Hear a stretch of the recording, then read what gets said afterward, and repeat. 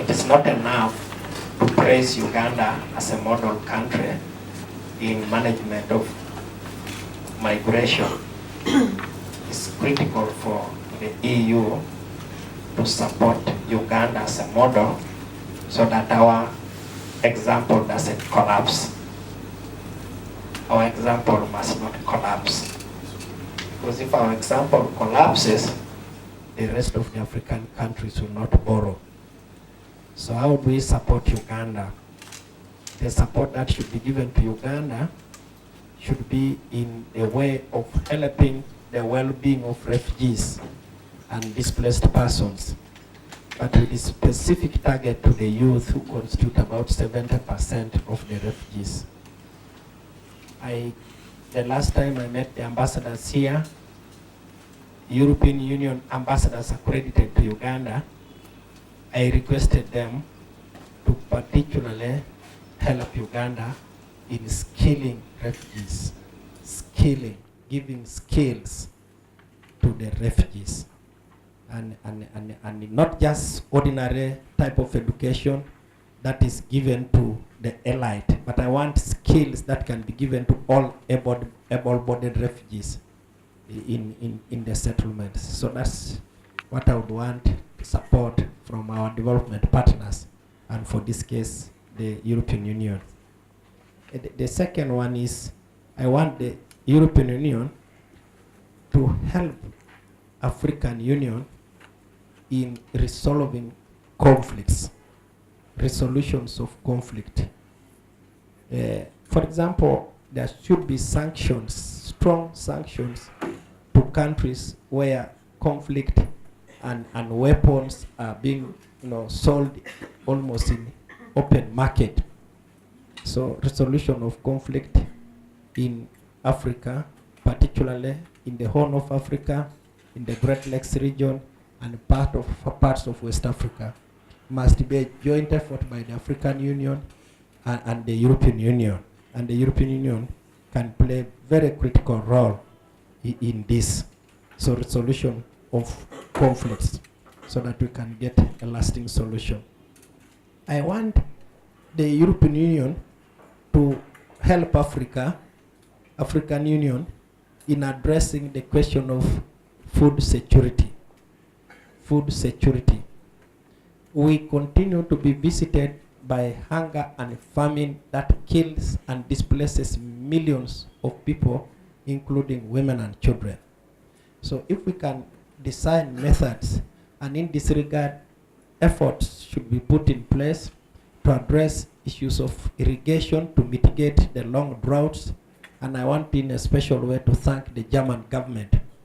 The German government, for example, is beginning to provide leadership for us here in Uganda, and particularly the Horn of Africa, the IGAD region. We have designed something working within the IGAD region, something called drought resilience, develop drought resilience, and the German government is beginning to support us in that. Next month, the IGAD ministers will be coming to go and launch an office of that nature in Moroto, Uganda, for Ethiopia, South Sudan, Uganda, Kenya, and particularly to target the pastoralist communities. So we want to address food security, and the support in that direction will be extremely critical. Finally, I want the EU not to look at refugees as a problem. They should not look at refugees or migrants as a problem. But that does not suggest that all young people who are in problems in Africa should be offloaded into Europe. We don't want, because it is not possible for Europe to actually cushion the many young people. But Europe should look at migrants as a possible source of opportunities for them to develop, because these young men come with, and women come with a lot of determination to work. Finally, I want both countries to fight xenophobia openly. The fight against xenophobia should be fought openly by all governments, both within the European Union and even in Africa, because it's not unique only to Europe. So fighting xenophobia is one of those things that I would want done. So basically, to me, those are, of course, I told you, governance, governance, governance. Help us. Where there is a democracy, let us make it robust and strong. Where there is lacuna and it can be improved, let it be improved. And where there is a dictatorship, let the international community come together and say, I think this is not acceptable. So governance in Africa, being the biggest source of problems, should be addressed. And the European Union has the muscle that it can use to help make that happen. So to me, if we could address some of those issues, we can go very far in resolving this and also making migration something that will work. It should be made to work. Thank you.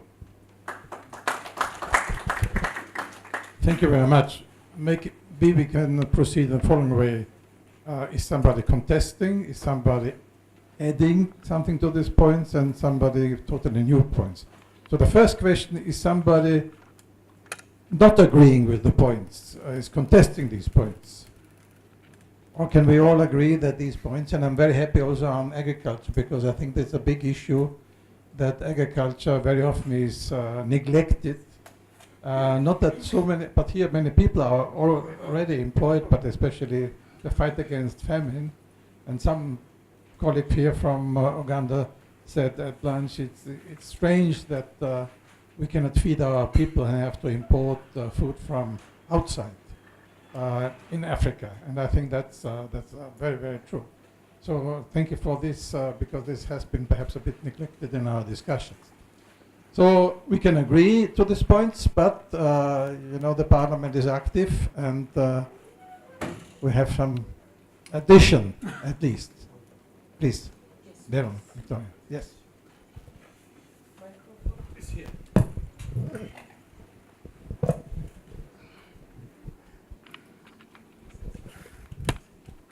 Thank you very much, moderator. Thank you very much, Honorable Minister, my brother. I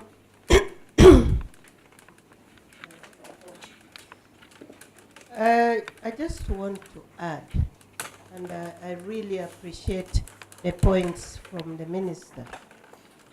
When these people meet, or at this meeting, I would like Africa and the EU to be conscious of the next year's United Nations Compact on Migration.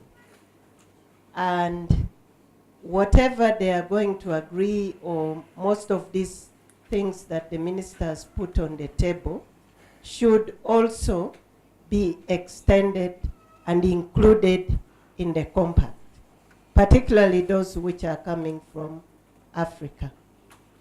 The other one that I would want to add is a specific AU position, because we have EU, but we need a common position of Africa via AU, because that is the only platform that we have now.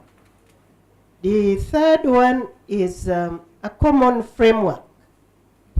And here I really mean a common legal framework that stems from the international law, starting from the United Nations Declaration on Human Rights, that has always been our main framework, coming down to our national constitutions.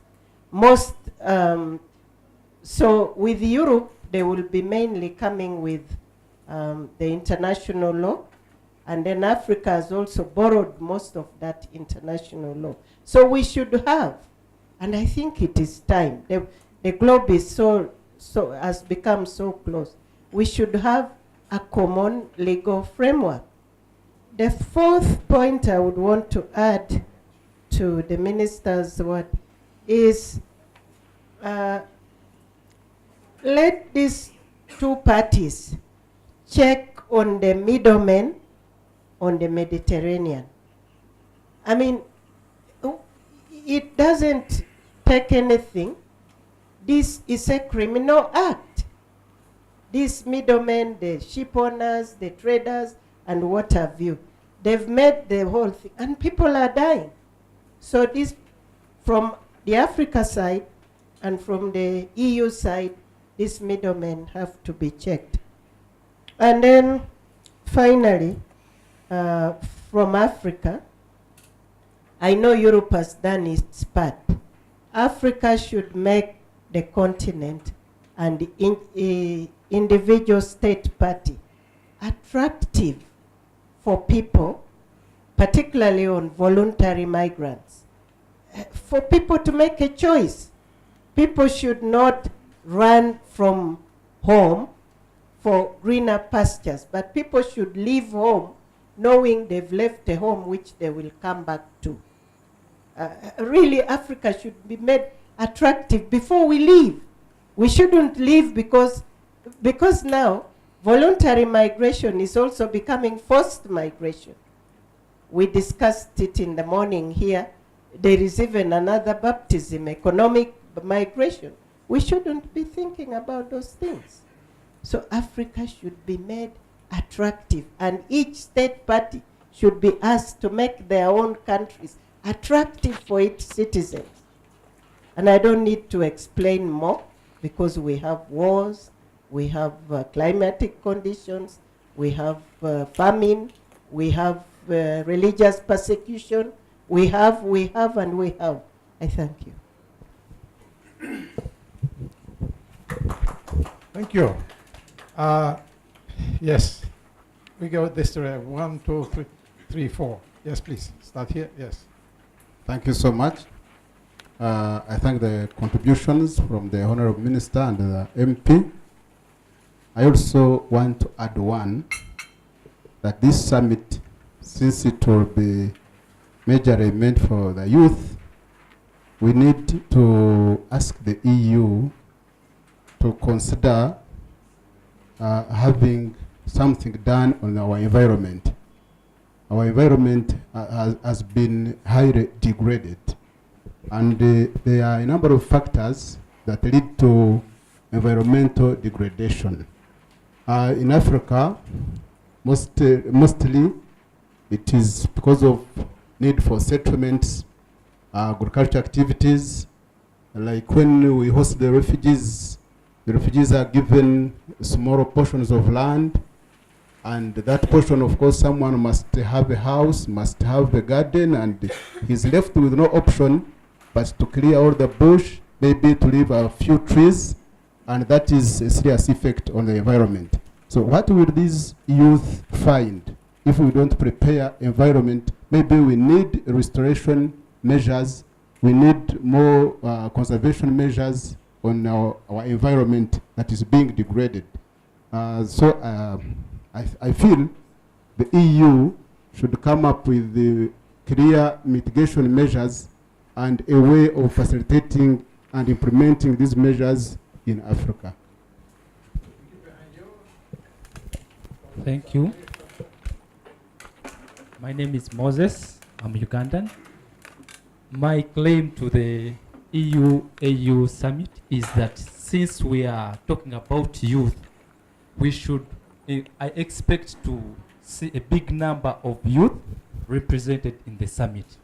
To this cause, I expect representatives of the Youth African Advisory Board represented, probably, and a summit similar to this could be organized for the African youth representatives from the different countries, because we are building future leaders. Let's not look at them as maybe they are not in position to change things now, but we are building future leaders who will be able to implement these decisions. The current, our fathers have done their part, but we need to build the capacity of the African youth.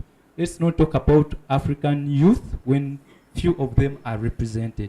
That is what I expect. Thank you. Thank you very much. I would like to thank His Excellency the Minister and the Member of Parliament for really being very precise and just help us to focus on certain point. Yes, indeed, I not disagree with His Excellency the Minister. On the contrary, I I supported what he said in question of supporting Uganda as an example. And the success of this example will give the lead to other African countries to follow. And therefore, supporting Uganda with all the means possible is very important.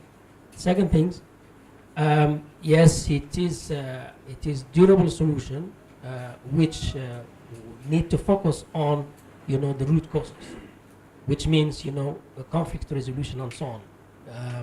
In this case, I think African Union, European Union Summit in November in Cote d'Ivoire would be, we hope that it will be turning point in the assuming the responsibility to contribute proactively to find African solution to African problems and to implement, the objective and to help, European Union to help African Union in implementing the objective of Agenda 2063, which really include many elements in that aspect.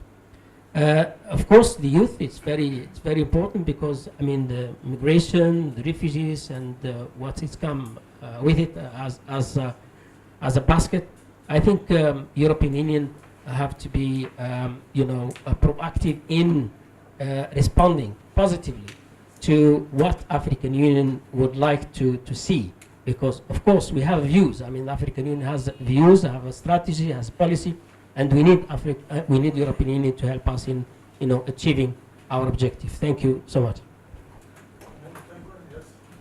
Thank you very much. My name is Armin Arbeiter from the Austrian daily Kurier. Your country is providing a place for more than 1 million refugees. Now the UN will withdraw huge amounts of money, which was used to support your country. What will your measures be if you have less resources after the UN's withdrawal? If we have less resources, if the UN withdraws? Yes. First of all, friends, it is the responsibility of the international community to look after refugees. Uganda is merely playing host. And because it is a signatory to the convention that establishes that refugees must be protected. And for that reason, Uganda is just playing its part. What makes Uganda different? It has walked an extra mile. In the course of hosting, it has decided to host in a manner that really makes refugee management and a refugee feel is a human being. If the international community withdrew, God forbid, Uganda will certainly find a problem in managing these huge refugees alone. And that will have far-reaching ramifications. I didn't have time yesterday to tell you all the testimonies these people have. But I can just, with your permission, moderator, tell you how I wish you had allowed me to bring some other refugees to support these ones who are here. We have an Eritrean here, also a boy from Eritrea. He left Eritrea on foot to try to cross into Europe. He was in Libya. Then they broke them into 3 groups to board the boats. The first 2 boats all capsized. Fortunately, he was in the 3rd boat. Then he was rescued by what appeared to be Libyan police. So when he was asked, where can we take you? He said, take me to a country called Uganda. So he was brought here. So when he came to my office, I asked him, you are a normal boy, you look normal. What would make a normal man go and board a boat which is rickety in the Mediterranean Sea? He says, the situation in Eritrea is worse than dying in the sea. That's what he told me. The situation at home is worse than dying in the sea. So, by Uganda accepting this boy and many others, indirectly we have cushioned the problem that would be a burden in Europe. And I want it to be seen from that positive light. These 1.3 million people you see here, if we closed our gates like Kenya did recently and others, many of them would attempt those risky journeys into Europe. And so if the international community did that, It will be very unfortunate, but the international community will have abdicated its responsibilities. It is the duty of the international community to look after refugees. It is our responsibility to host refugees, and together we must provide a home for these refugees until conditions improve in their country. So I don't expect them to stop. Yeah, unless President Trump and this North Korean president press the nuclear button, God forbid, and then the whole world perishes. Then we perish together. Yeah, yeah. So I have another, yes, I've noticed you. We have the colleague now from Ghana, and then a colleague from Mali, Austria. Yeah. Thank you very much. It's Ghana? It's Ghana. Ghana. In Ghana, we love Uganda. Because you are showing, especially in football, when you beat us. We have never forgotten. Yeah? You're always beating us. Yeah, I would like to add to my earlier comments that we should never think of this problem as something that can be solved by AU and EU. We have to come together because the two regions are now so related in the global community so far as migration is concerned. Now, our governments also have some problems which can be addressed by the global community, especially EU. We're talking about food security. In Ghana, I was telling my friend that now if you want to buy just 5 pieces of tomatoes, you have to pay like $1. In a country where, you know, there's so much rain and everything, why is agriculture suffering so much? It's cheaper to buy chicken from China than chicken from Ghana. The same applies to rice. The same applies to clothing. So there was a time Ghana contemplated closing down one of the largest industries in the country. That's the Ghana Textile Company. Our grandparents wore clothes from that company. It's a very old one, but it faced so much competition. When all these Chinese clothing things are dumped, so that it was not worth it having workers and paying them money and making no profit. I cannot talk about the other industries, how they face so much competition. Now we need to have policies that are targeting how the economies are faring. Otherwise, our governments cannot provide an attractive Ghana, attractive Uganda. The young people will leave and will not come back. So that's my first comment. I would also like to say that we are not building capacity of institutions and human resource to tackle this problem. Over the last 4 years, until 2 weeks ago, I was the director for Center for Migration Studies at the University of Ghana. I faced so much problem just running that center because it wasn't in the mind of government that this migration is important. We drafted and finalized a migration policy for Ghana. It was launched in April 2015. Before they could set up the institution which should take care of this and also implement the policy, we had a change of government. They have now, they have shelved it. So the migration policy that we spent so much time to develop is not anywhere. Now the new government wants to implement policies on diaspora. We also started drafting a policy on diaspora. It was almost done. The only thing left was to put it in cabinet to look at, and then we start implementing it. The new government says, no, I don't want to do it the way you recommended. So it has set up a diaspora relations office in the president's office. Now, if I'm a diaspora or somebody outside or whatever, I can't enter the president's office very easily.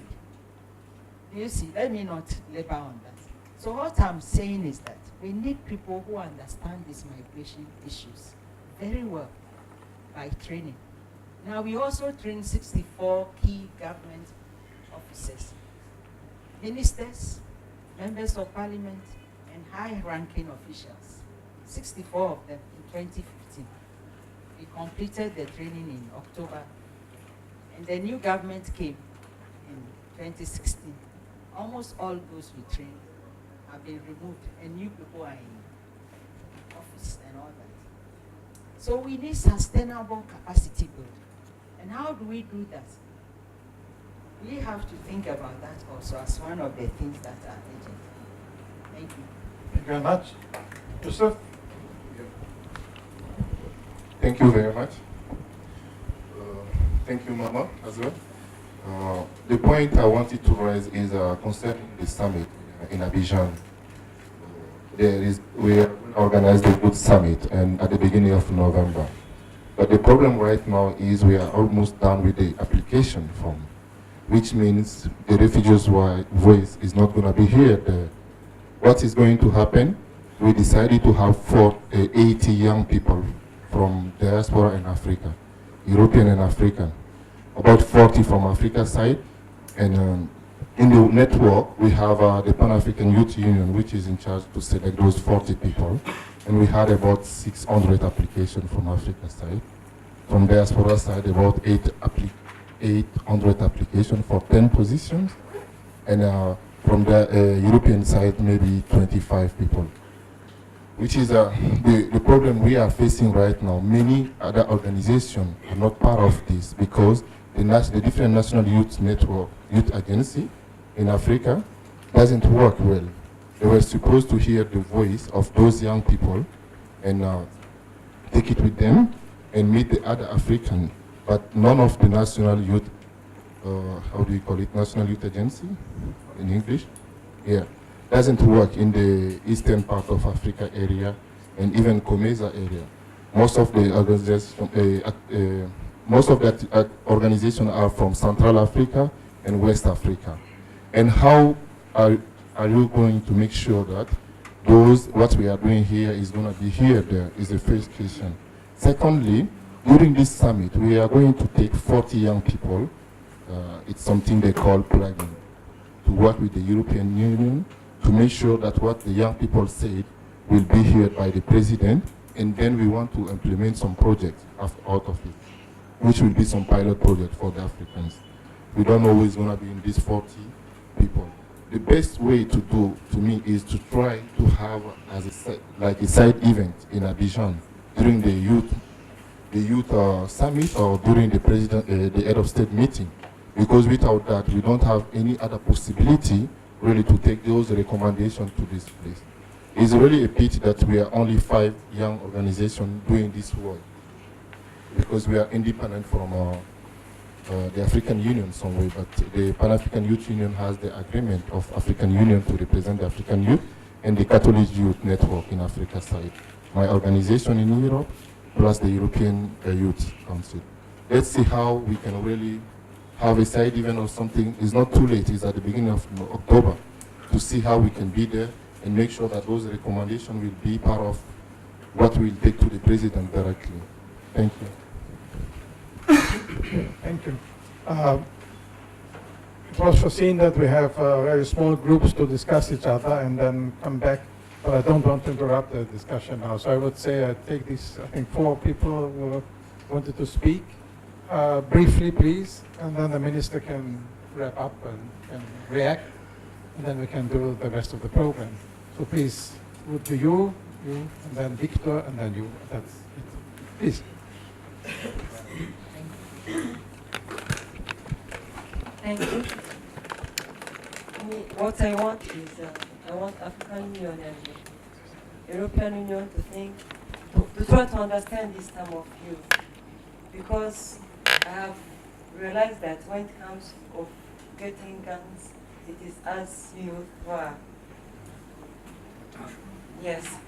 And when it comes for us to get what we are supposed to get, like getting jobs, we always get that word that we don't have experience. So My request is it's time to empower you and to make them into the decision makers. Thank you. Thank you.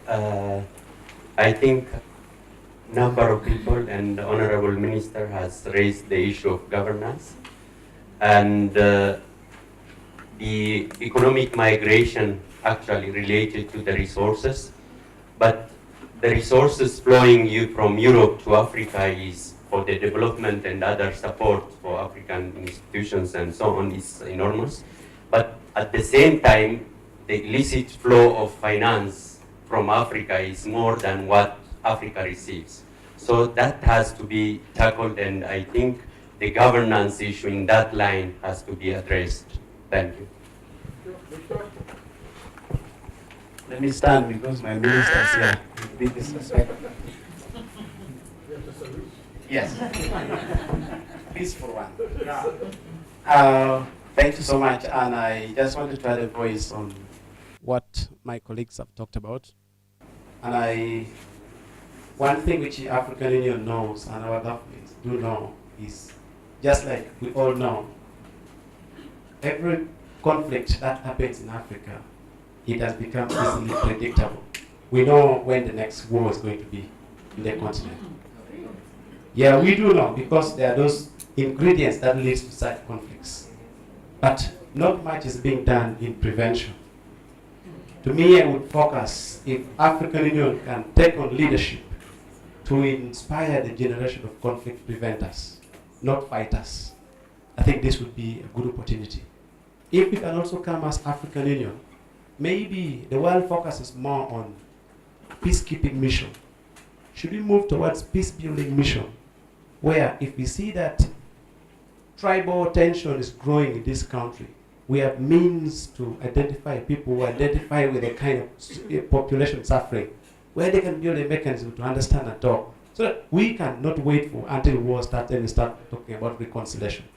We can do something like this. This could be a point that African Union, if they're seeking resources, should also be an opportunity to demand support and cooperate with us on this ground.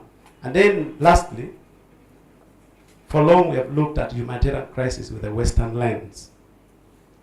If war breaks in northern Uganda today or in western Uganda, we first have to sit and wait Geneva or New York to sit to decide how to respond. What about our local capacity to respond? Our governments are struggling. I would focus as a point of focus, as a point of our subject of concern. How can we raise young generation of humanitarian leaders? We have, my sister talked about fertile land. Africa dominating over 65% of the world agricultural land, and yet it's the continent starving. This is unacceptable. We can do something. So how can we work towards empowering and engaging this generation? They are young people, they are generation under pressure for change. But what change? They're building up, it's becoming a force. It might be a negative force, but if we tap on them right now, we could redirect to become a positive force. Thank you very much.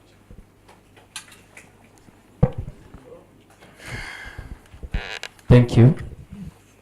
For me, I think you can see some of us as refugees, we are fearing even to appear on social media because of a failure of governments. So I think we should first of all tackle the government as the major problem, because if we are trying to change the situation and the government is not organized, those problems will remain there.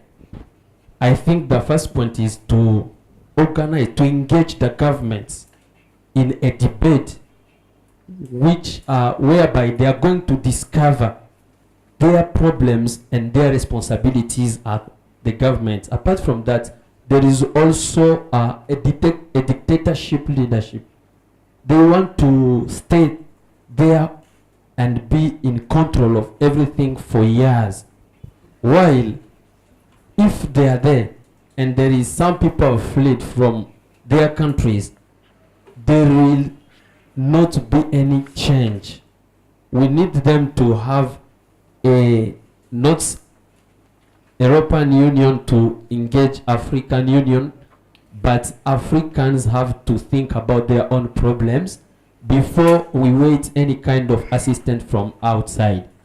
And lastly, I'm talking as a refugee who want to raise up a voice.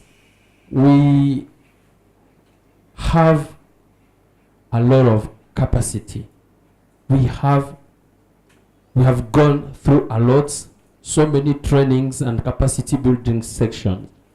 If it should be possible, let this summit be one of the positive way that will come with a positive position that can help the refugees, even nationals, to get one possible opportunity which can help them to change.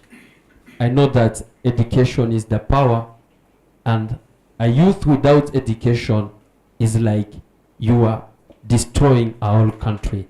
Thank you very much. Thank you very much. Before I hand over to the organizers or the organizing team, I would like to ask the minister, and then we can relieve him to do the rest of his job. There's a small things to do as well. Please, Miss. Friends, it's a very enriching discussion. How I wish I had been with you the whole day. But fortunately, I've been made to capture this. Why should youth, how can we make youth remain in their country? How can we make movement possible and work? And I have asked the organizers to capture this. In the next summit, my brother here has indicated that there might be a small group of youth that will be participating. Agreed. Certainly no summit can absorb all the stakeholders, but there must be always those who can carry the flag. What I want to promise here on behalf of Uganda, and now that my colleague is here, the Member of Parliament, we have members of Parliament here who are active, but they belong also to the Pan-African Parliament. I am going to meet them and request them. First, I want to bring them to speed about this coming meeting. Are they aware that there's going to be a summit for AU, EU to discuss this subject? Are all the members of the Pan-African Parliament up to speed with this? And how are they preparing their countries to participate effectively? It is true that youth must be really seen to participate, other than us old people discussing youth in the absence of youth. But then the old people, the young people, you can't just wish us away. We're also around. We're also around. What is important is, yes, we need you so much, because it is really your future, the future of our children that is being discussed. But you need us so that we will be there. Now, there is this fear that governments seem to be not going away. The truth is, power is very interesting. You just don't give it away because, you know, somebody wants it also. But the most important thing is, how do we change leadership? I think that's extremely critical. How do we change leadership in Africa? The day we go back to where we were, when there are peaceful handovers, That's why Ghana, you may have some problems with the economy, but take it from me, we also admire you from this part of the planet. We admire you because the changes that Ghana has witnessed over the years are things that we want to learn from and see how it works. There might be some hitches here and there, but it should work. And finally, friends, there are no easy solutions to this, but we must just address our minds to it. I want to thank those who chose Kampala as a venue. And I also want to be, many of you may have looked around and seen, because of your numbers, you look few. You know, I'm a Christian. By the time people killed Christ, there were only 12 disciples. But today there are churches even in Karamoja where Christ never reached. So few as you might appear. But the critical thing is, what message are we going to take from here? What message are you?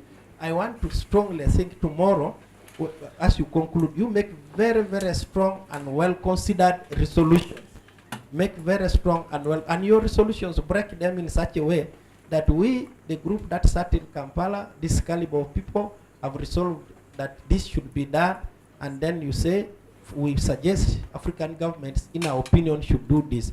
We suggest the citizens should do this, and the particularly championed, say, like by NGOs. We suggest the UN should do this. The moment some of us who are actively involved in practice, me, I'm not an expert, I'm a practitioner, and my sister here will tell you, in my country here, we have done a few things. There are days when I removed this necktie and put on gumboots to fight. The Lord's Resistance Army was attacking my place, and I said, how can I continue wearing a suit when my people are being abducted? I threw away the suit and went and commanded 7,014 men and women to bring peace in my country. So for me, I am not an expert. I am not anything, but I like fixing problems if I can make a humble contribution. So if we can, these African parliaments, these leaders, give us assignments tomorrow. Then we, as Uganda, we can sit down with the team that's remaining, the Ugandan team. And we can sit down with the Ugandan team and say, how can we, if this is our Lubego, there's something called Lubego. What is Lubego? Chairman. But what does it imply? This is our burden, I think.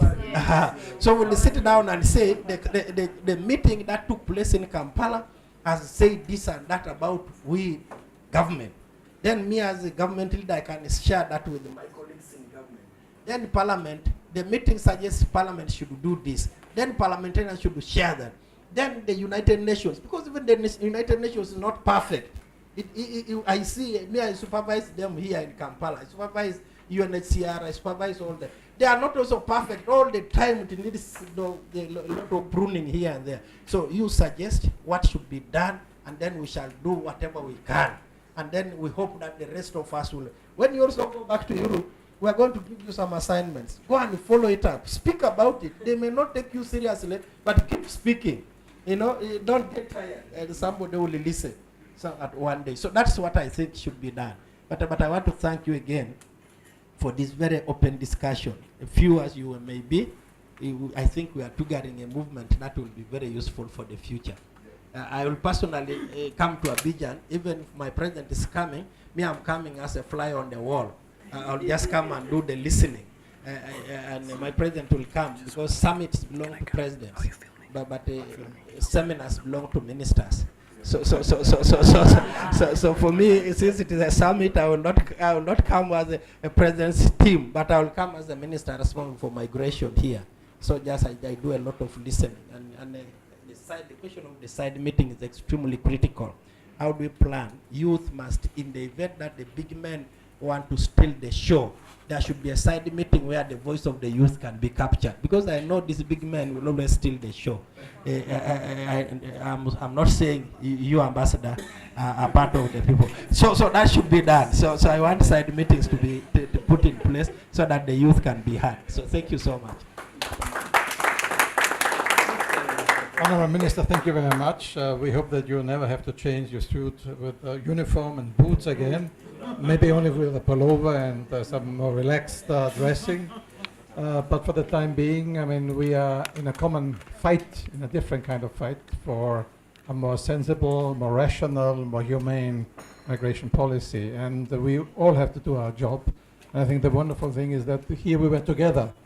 Not Europeans discussing issues in Africa and Africans discussing what Europe should do, but I think the special element has been the joint efforts we have, and we are very grateful that you came again, and we wish you much success in your work for the refugees, for the migrants, but also for the development of the country, because as you said, environmental degradation, and you mentioned that as well, is a very big issue we have also in common. Because also in Europe, we feel the climate change and the development, even if Mr. Trump and some other people don't want to believe it. But it is here. You should come to Uganda or to other countries to see what is happening in this world today. Thank you very much. All the best to you. Thank you. And I hand over to the organizer.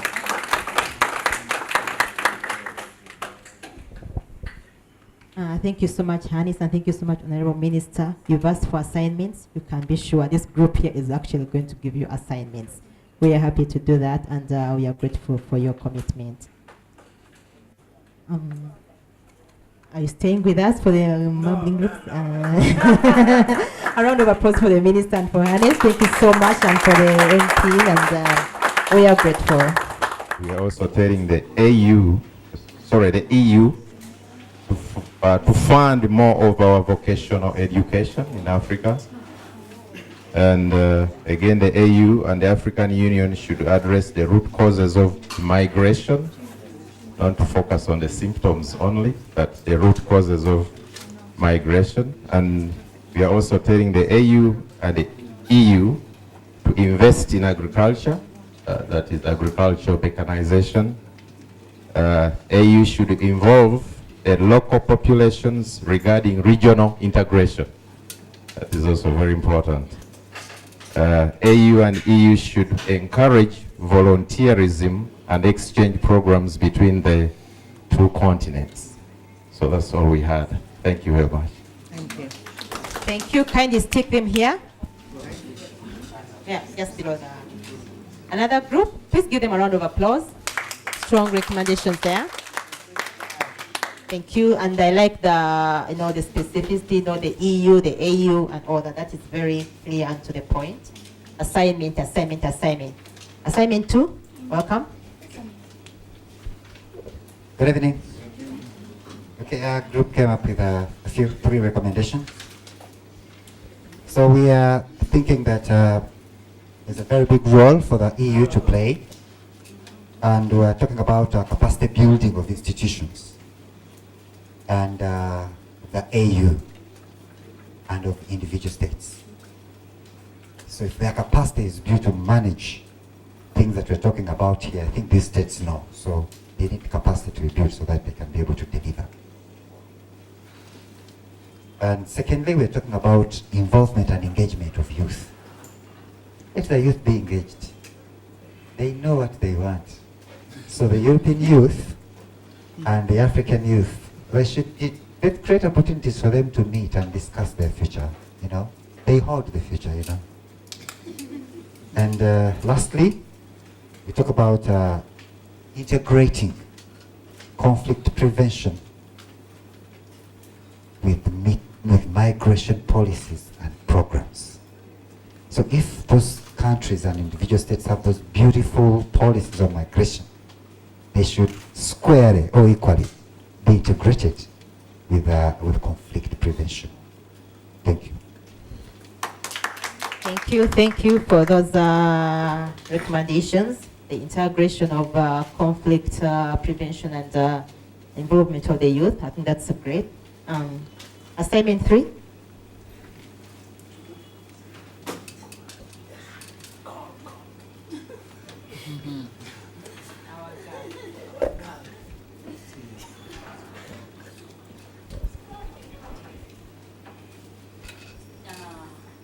My group was quite a heated one, so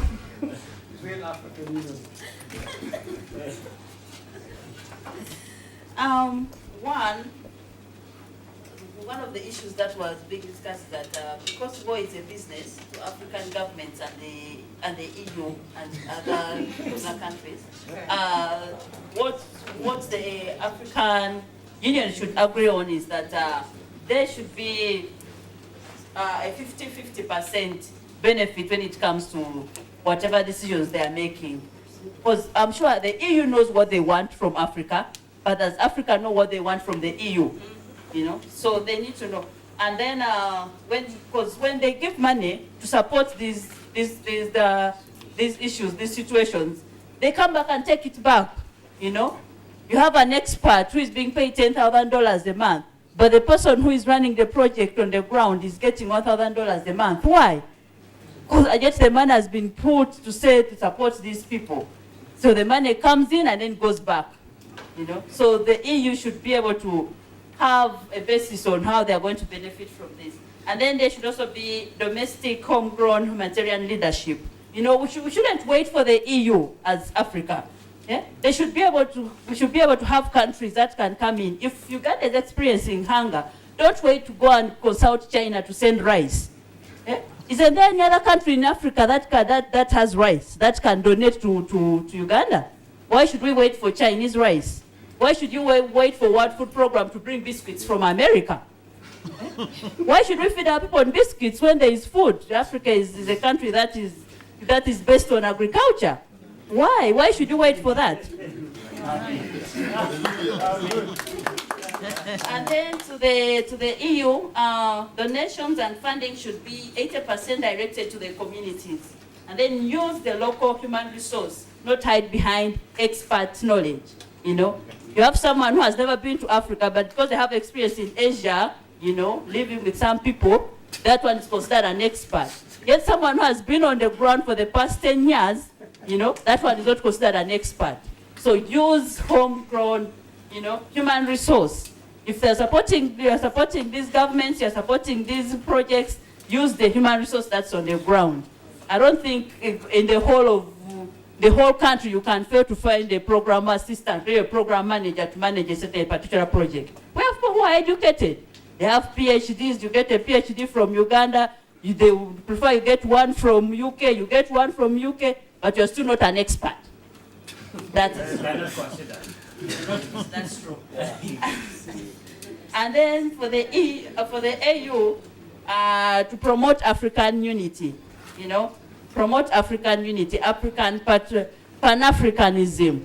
Let's have that unity. Let's have that unity that the EU has, you know, and it would be very good if we had a language that would unite us, or a currency that would unite us. So we'd know that, okay, the EU has the euro, America has the dollar, and then UK has the pound, and what does Africa have?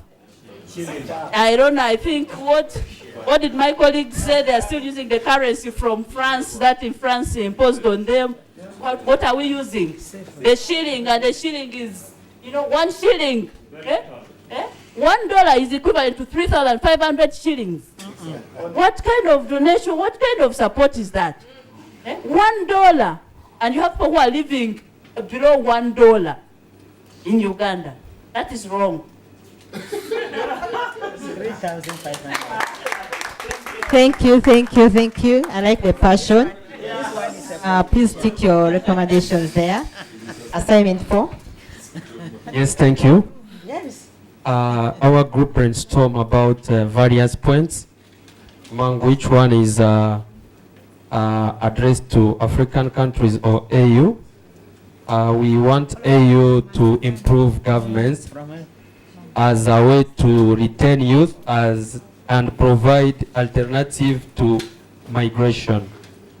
That's one. AU need to sit with African leaders to come up with a strong program, a dynamic program that will be based on the youth with their programs, and they'll be the one designing them in order to change their own problems.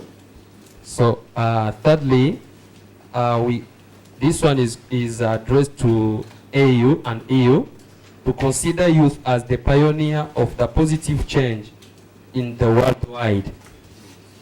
Another one is to be informed about European reality, to change perception about the position they are always taken. We want to think that when you go to Europe, that is a paradise, that's where you can be well, while Africa is a continent which is very, very rich in terms of resources and whatever. Another one is to build, to consider also people with disabilities, because I've realized that most of disabled people, they are not considered. Once these funds are coming, those people, they are neglected. We try to consider only people who are in movements, who are accessing different position, but we should also think about disabled people who are in settlements and in even different countries in Africa.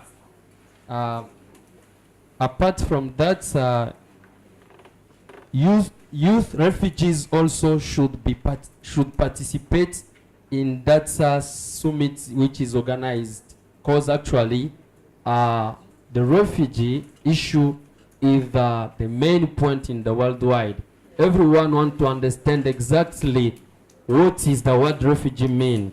So we request that during that summit we consider also the voice of refugees as youth as well. Thank you very much. Our group came up with these recommendations. One, the EU should consider addressing issues of building capacity of the youth, especially African youth, to enable them to make decisions. Two,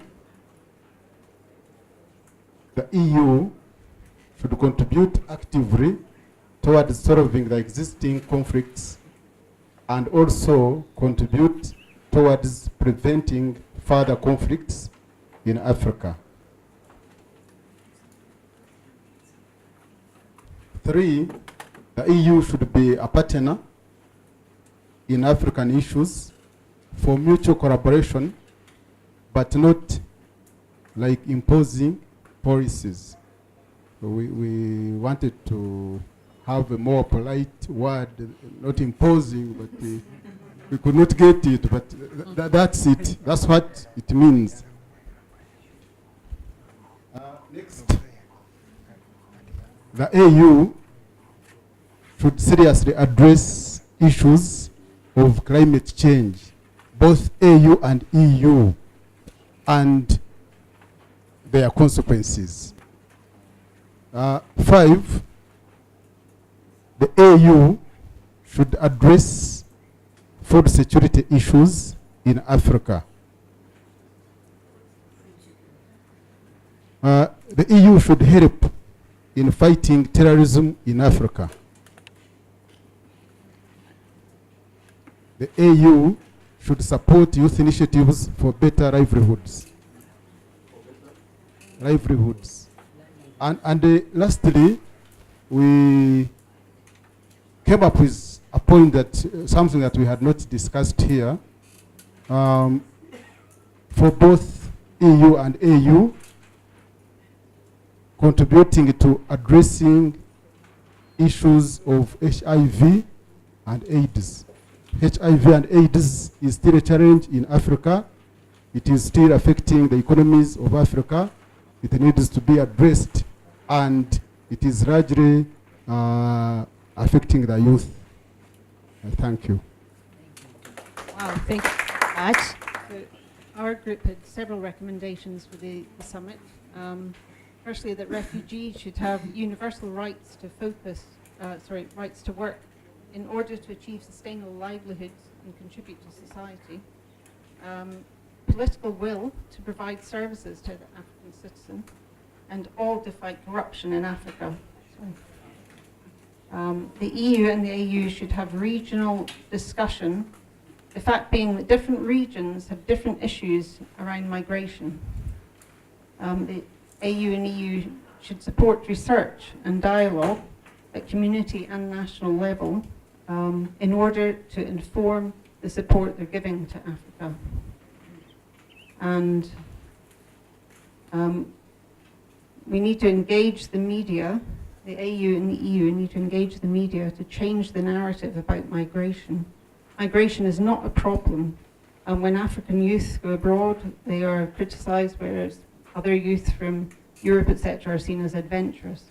So we need to change the narrative. Migration is not a problem and should not be seen as such. Migration provides more opportunities.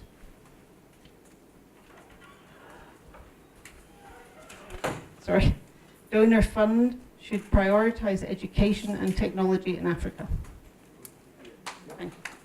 Thank you. The role of the media is we can emphasize on as young Africans.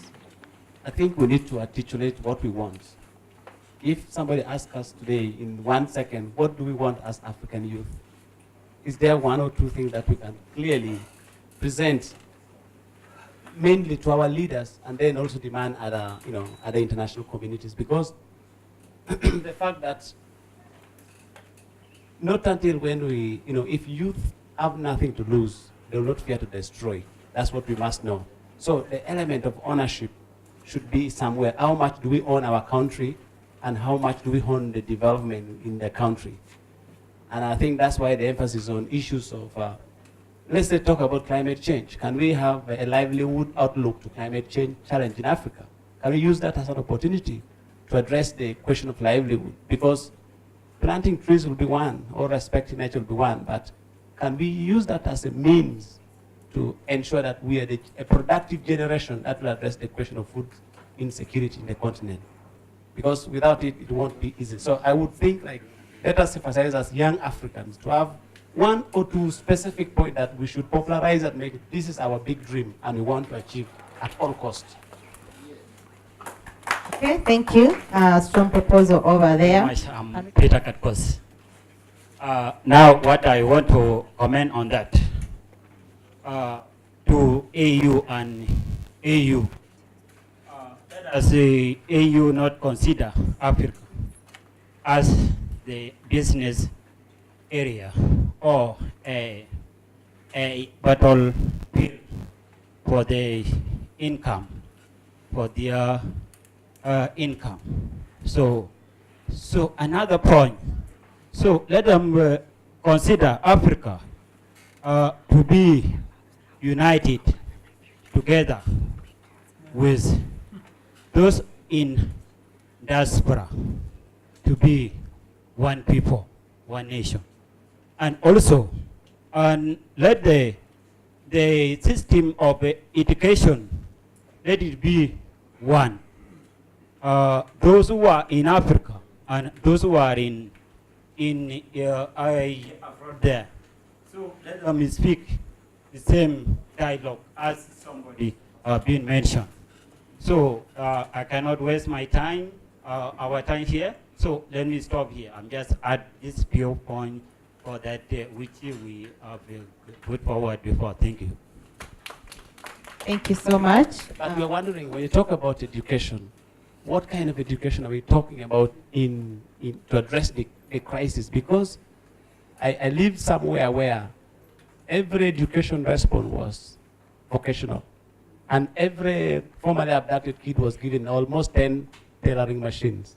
Who wants to wear even Ugandan clothes then, other than now?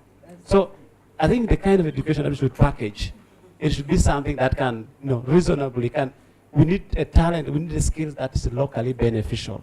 Because everybody asked me, did you study in America? Did you study in Europe? Why do you keep coming back and forth between Europe and America?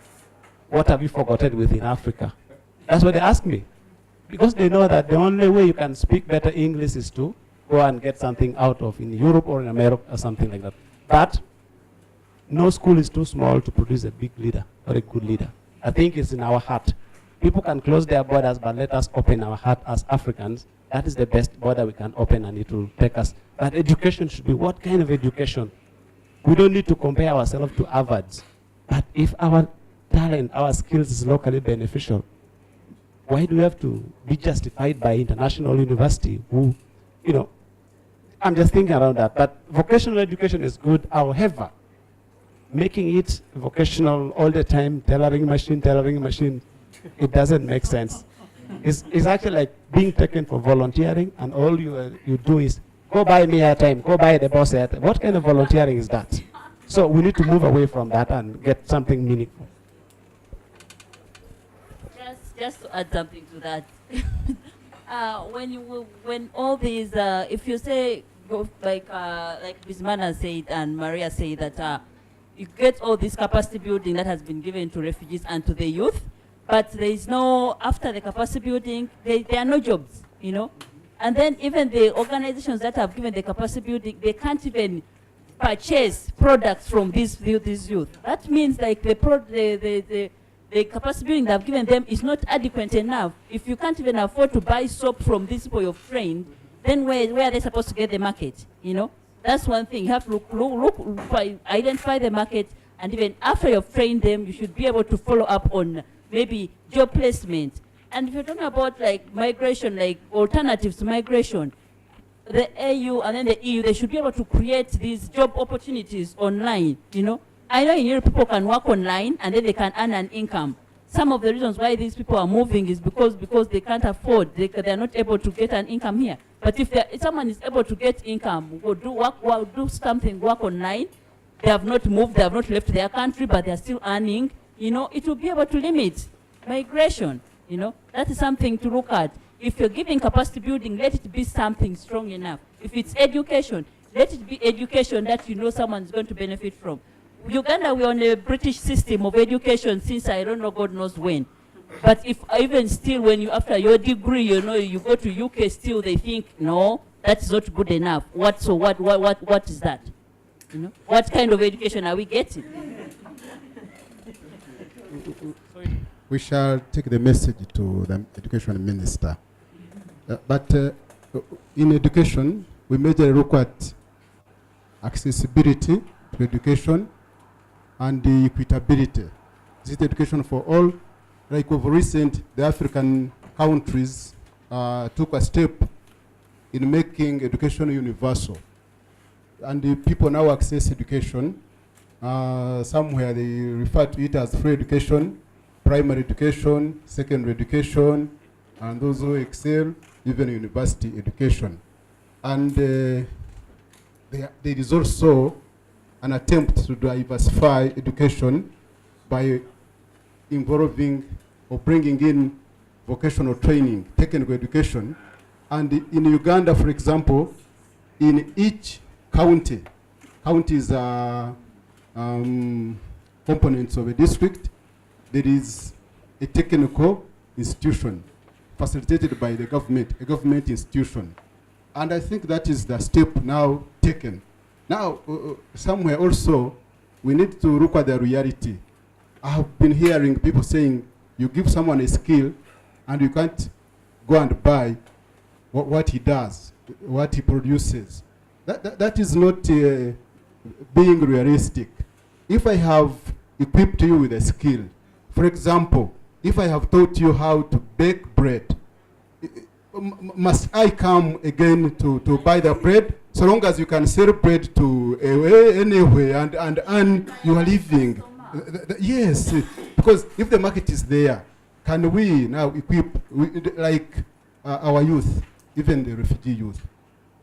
They are involved now in small businesses, saloons, riding border. But it does not mean that the commissioner of the UNH they should come and you know. Yes. So long as they earn a living, that's our target. That's the bottom line. That's the major objective. I thank you. Wow, thank you so much. Africa should actually also, I think, wake up and see what is going on. These youth from Europe, I think they're also struggling as us here, but they're creative. I'm seeing the thing of talent. I'm not seeing Africa and African youth working on their talent.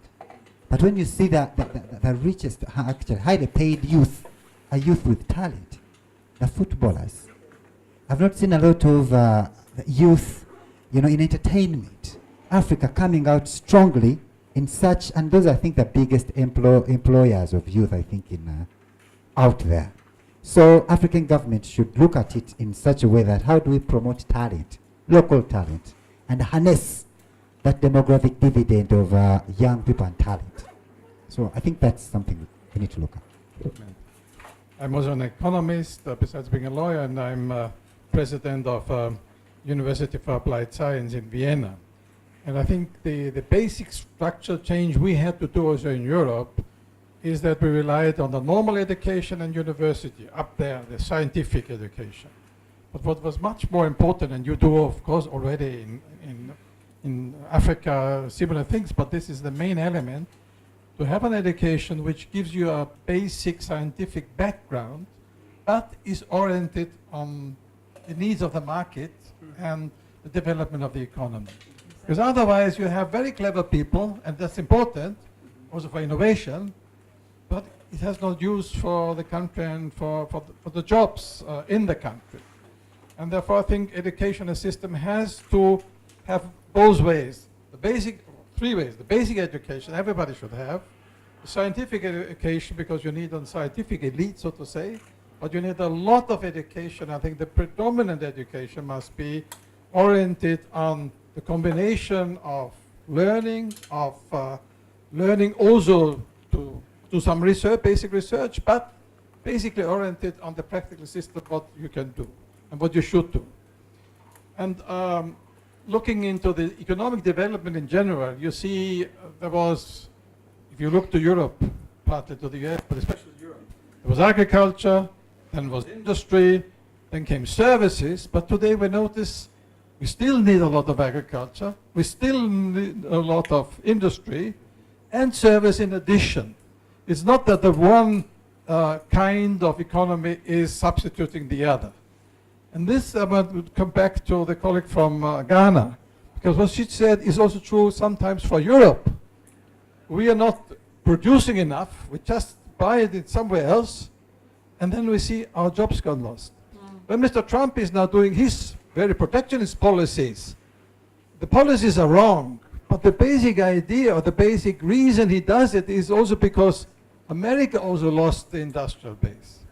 Now coming to Africa, my impression, and without the generalization, there's a lot of trade going on in these countries. I mean, you go to the center, and I was briefly during the lunchtime, and of course I know it also from the last visit, and we were together on Friday. There's a lot of trading. But if I would look to the fabrics and to the goods, probably our colleague from Ghana would be right. There's a lot of Chinese and other products, because they may be cheaper, but they are not produced. And when we discussed agriculture, it's really strange that in countries of Africa, so much food is imported and not produced.